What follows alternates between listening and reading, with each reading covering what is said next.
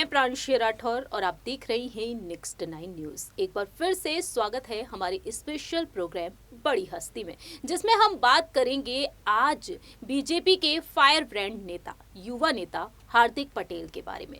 हार्दिक पटेल इस वक्त चर्चा का विषय बने हुए हैं। दरअसल गुजरात के विधानसभा चुनाव होने को जा रहे हैं। गुजरात के विधानसभा चुनाव 2 चरणों में होंगे। 1 दिसंबर और 5 दिसंबर के दिन मतदान होंगे, वहीं 8 दिसंबर के दिन नतीजे सामने आएंगे। देश के केंद्र में न सिर्फ गुजरात के विधानसभा चुनाव चर्चा का विषय बने हुए हैं, बल्कि हिमाचल प्रदेश के विधानसभा चुनाव भी यहां पर चर्चा का विषय बने हुए हैं। 12 नवंबर के दिन हिमाचल प्रदेश में मतदान हुआ, लेकिन हिमाचल प्रदेश के जो चुनाव के जो नतीजे हैं वह 8 दिसंबर के दिन सामने आएंगे। देखना दिलचस्प होगा कि आखिरकार हिमाचल प्रदेश में जीत किसकी होती है। भारतीय जनता पार्टी यहां पर जीत हासिल करती हुई नजर आती है या फिर कांग्रेस पार्टी। इस पर सभी की निगाहें टिकी हुई हैं। लेकिन दूसरी ही तरफ गुजरात के विधानसभा चुनाव पर भी सभी की निगाहें टिकी हुई हैं।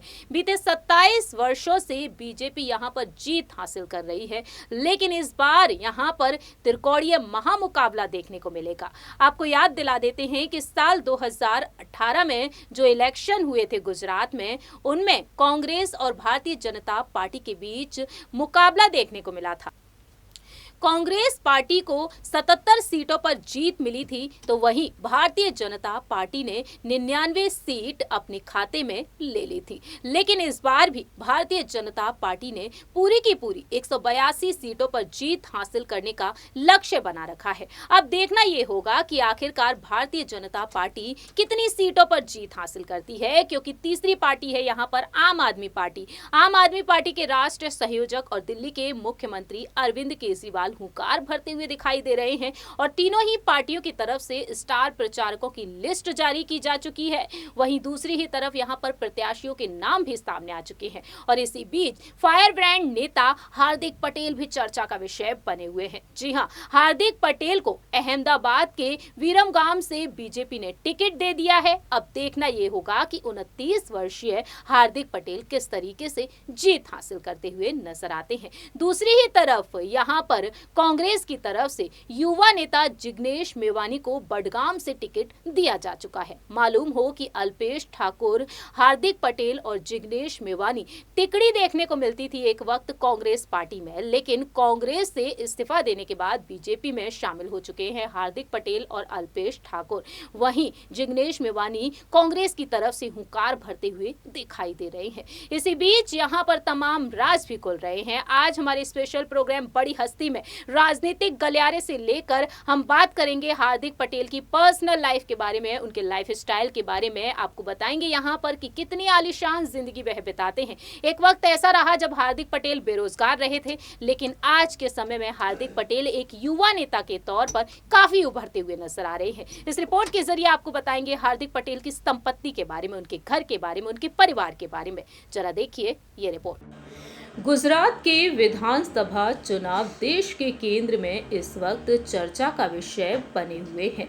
1 और 5 दिसंबर के दिन गुजरात में मतदान होने वाले हैं और 8 दिसंबर के दिन नतीजे सामने आएंगे। पूरे ही देश भर की निगाहें इस वक्त गुजरात के विधानसभा चुनाव पर टिकी हुई हैं। दरअसल बीते लंबे वक्त से 27 वर्षों से यहाँ पर भारतीय जनता पार्टी जीत हासिल करती हुई नजर आ रही है और अब इस बार आखिरकार सत्ता में कौन सी पार्टी आएगी, इस पर सभी की निगाहें टिकी हुई हैं। भारतीय जनता पार्टी कांग्रेस पार्टी के साथ साथ मैदान में है इस वक्त आम आदमी पार्टी। त्रिकोणीय महामुकाबला देखने को मिलेगा और ऐसे में यहाँ पर अब सियासत तेज हो चुकी है और इस गर्माती हुई सियासत के बीच तमाम नेताओं को लेकर कई राज भी खुल रहे हैं। हम बात करने जा रहे हैं एक बार फिर से बीजेपी के फायर ब्रांड नेता हार्दिक पटेल के बारे में। हार्दिक पटेल एक वक्त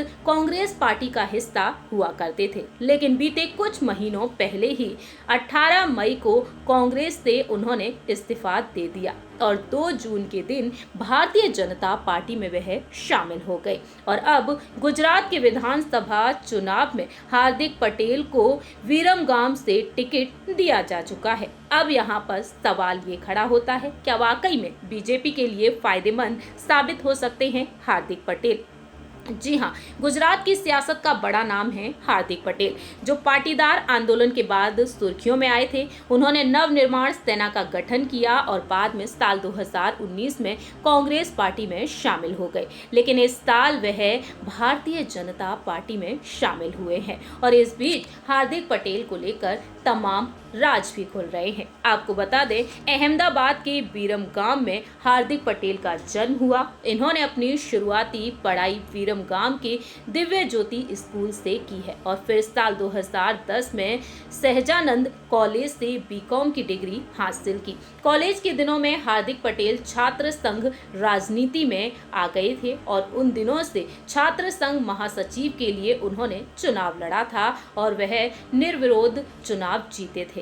बता दें आपको हार्दिक पटेल के फैमिली बैकग्राउंड के बारे में। हार्दिक पटेल के पिता एक व्यापारी हैं। कॉलेज के दिनों में ही हार्दिक काम में अपने पिता की मदद किया करते थे। वहीं अहमदाबाद में हार्दिक पटेल का घर है जो काफी खूबसूरत है, अंदर से बेहद आलीशान है। अपने परिवार के साथ वह यहाँ पर रहते हैं और उनके परिवार में है उनके माता पिता, उनकी पत्नी किंजल पटेल।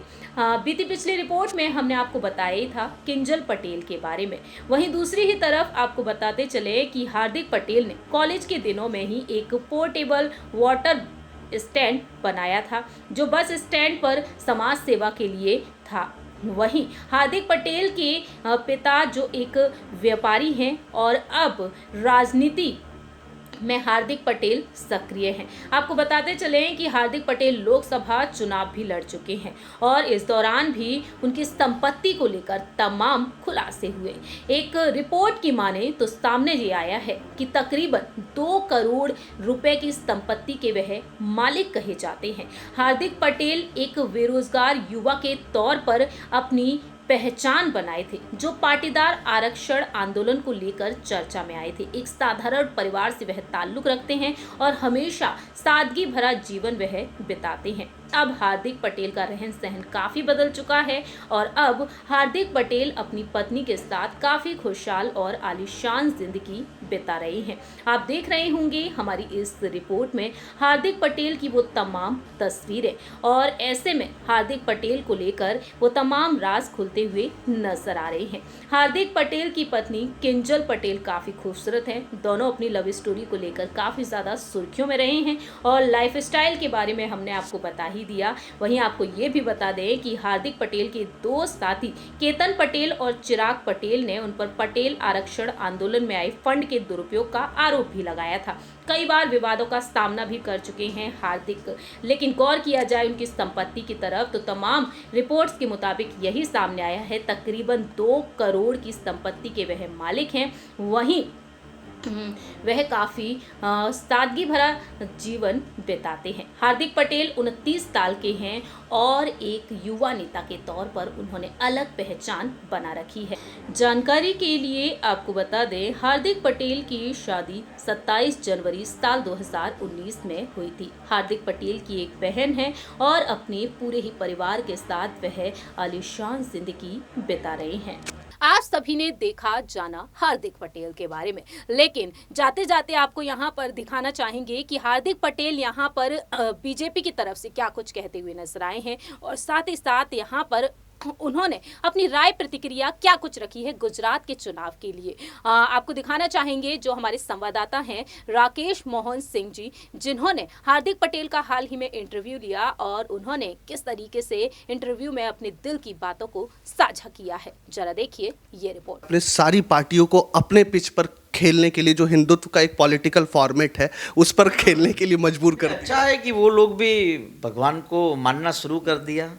वो भी राम भगवान की बात करते हैं, वो भी लक्ष्मी जी की बात करते हैं। तो हमारी सनातन संस्कृति है, अगर उस पर कांग्रेस और आम आदमी पार्टी आई है तो हमें तो गर्व है कि हमारा जो सपना है उस सपने पर वो ठीक ठाक चल रहे हैं। एक सवाल पटेल साहब आपसे जुड़ा हुआ है। आपकी पुरानी पार्टी आपने जब कांग्रेस को छोड़ा, आपका एक बयान चर्चाओं में था कि 50 साल में आज़ाद, 35 साल में सिब्बल साहब और 2 साल में आपने कांग्रेस को समझ लिया। राहुल गांधी भारत जोड़ो यात्रा पे हैं, गुजरात से नहीं जा रहे, चुनाव है, कैसे देखते? गुजरात में वो पहले ही हार मान चुके हैं या उन्हें इतना भरोसा है कि गुजरात में उनका संगठन आपके जाने के बाद मजबूत हो गया है?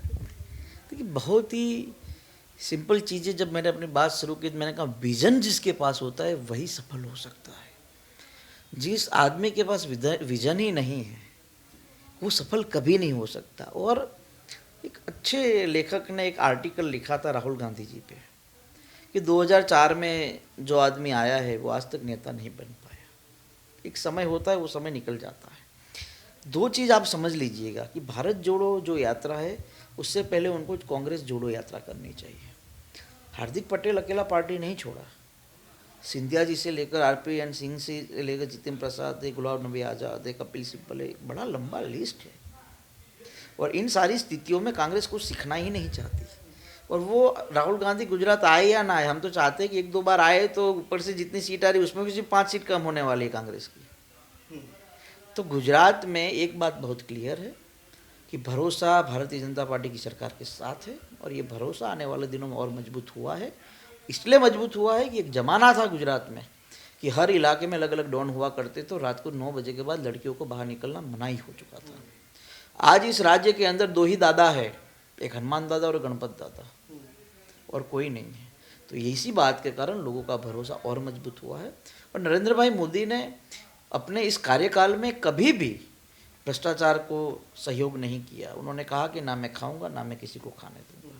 तो इन सारी चीज़ों को लेकर गुजरात के 7 करोड़ लोगों को लगता है कि यही हमारे लिए सबसे अच्छे ऑप्शन है, यही हमारे लिए सबसे अच्छी पार्टी है। और जहाँ पर भरोसा है, आज मान लीजिए कि आप आए हैं, आपको भरोसा है कि मैं इंटरव्यू दूंगा इसलिए तो आए, नहीं तो मैं भगा देता। तो भरोसे से चलता है। तो जिसको भगाना है उसको 7 करोड़ की जनता भगाएगी और जिस पर भरोसा है वो बैठ के बात करेंगे। एक वीर गाम को आप अपनी जन्मस्थली देखते हैं, कर्मस्थली बनाना चाहते हैं। स्वाभाविक है कि यहाँ पर जन्मा हूँ, यहाँ पर पढ़ाई की है, यहाँ पर खेला हूँ और मर भी यहाँ जाऊँगा, राग भी यहाँ बनूँगा। तो स्वाभाविक है कि नेता तो बन चुका हूँ, तो अब इस भूमि के लिए काम करूँ, इसको बेहतर जगह बनाऊँ, इसको नई ऊंचाई पर पहुँचाऊँ। और उसके लिए मुझे भरोसा है कि पार्टी टिकट देगी तो यहाँ की जनता हमें चुनाव जिता के गांधीनगर भेजेगी, तो यहाँ के लोगों के लिए काम करेगी। इसी से एक आखिरी सवाल लेना चाहेंगे आपसे। आप ही के साथ पाटीदार अनामत आंदोलन से 2 नेता और वरुण पटेल और चिराग पटेल निकले, वो भी दावेदारी यहाँ से कर रहे हैं वीरम गांव से। और वरुण पटेल का भी एक बयान काफ़ी चर्चाओं में आया, आपका सीधा सीधा नाम नहीं लिया, लेकिन उन्होंने ये कहा कि पार्टी उसे टिकट दे जिसके लिए कार्यकर्ताओं को प्रचार करते वक्त शर्म ना आए। कैसे लेंगे आप इस बयान? हर किसी को कहीं पर भी जाके चुनाव लड़ने का अधिकार है, इसमें कोई चिंता का विषय नहीं है। टिकट मिलती है तो वो तो पार्टी तय करेगी ना, तो उसमें मेरा ये मानना कि इतना बौखलाहट करने की ज़रूरत नहीं है। क्या फिर उनको भी भरोसा है? कांग्रेस में कार्यकारी अध्यक्ष, बीजेपी में नेता, फर्क नहीं दिखता आपको? आप अगर पत्रकार हो और फिर आपको यहाँ भेजे ही नहीं किसी का इंटरव्यू लेने के लिए, तो क्या करोगे? रहोगे पत्रकार? तो हम तो काम के भूखे हैं। अगर आप पत्रकार न भी हो लेकिन आप मोबाइल में शूट करके न्यूज़ चला सकते हो तो आप बेहतर।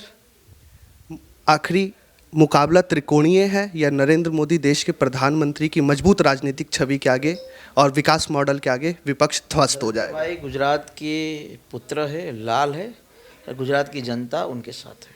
बहुत बहुत धन्यवाद हार्दिक पटेल जी। ये हमारे साथ बीजेपी के फायर ब्रांड नेता हार्दिक पटेल मौजूद थे। सभी विषयों पर बेबाकी से राय रखी और कहना यही है कि इस बार भी नरेंद्र मोदी देश के प्रधानमंत्री की मजबूत राजनीतिक छवि और विकास मॉडल के आगे विपक्ष ध्वस्त है और मुकाबला सीधा क्लियर पे है। और इस बार भी जो बीजेपी का नारा है, बीजेपी 150 के पार, सफल होता नजर आ रहा है। कैमरामैन सुमित के साथ मैं राकेश मोहन सिंह, नेक्स्ट 9 न्यूज़। धन्यवाद। आप सभी ने देखा जाना किस तरीके से हार्दिक पटेल यहाँ पर अपने दिल की बात साझा करते हुए नजर आए हैं। देखना दिलचस्प होगा कि अब गुजरात के विधानसभा चुनाव में जीत किसकी होगी। आपकी क्या राय है इस पर, आप बता सकते हैं कमेंट सेक्शन में। फिलहाल के लिए हम चलते हैं, बाकी के तमाम अपडेट्स के लिए आप देखते रहिए नेक्स्ट 9 न्यूज़।